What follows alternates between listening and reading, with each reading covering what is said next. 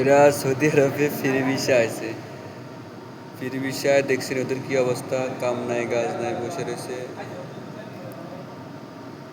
তো আপনারা কেউ ফ্রি ভিসা আসবেন না, দয়া করে কোম্পানি ভিসা আসবেন। 2 টাকা কম হলেও আপনারা কোম্পানি ভিসা আসবেন।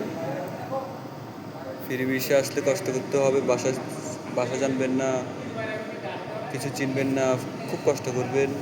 তো নিজস্ব মাধ্যমে আসবেন, নিজের কোনো আত্মীয় স্বজন বা ভাই বোনের জামাই বা কোনো আত্মীয় স্বজন থাকলে তাদের মাধ্যমে আসবেন।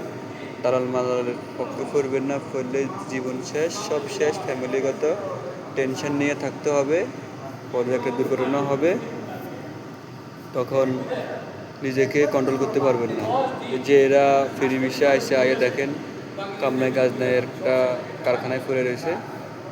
তো ফ্যাক্টরিটা বন্ধ, সবাই দোয়া করবেন যেন ফ্যাক্টরিটা চালু হয়, আমাদের জন্য দোয়া করবেন।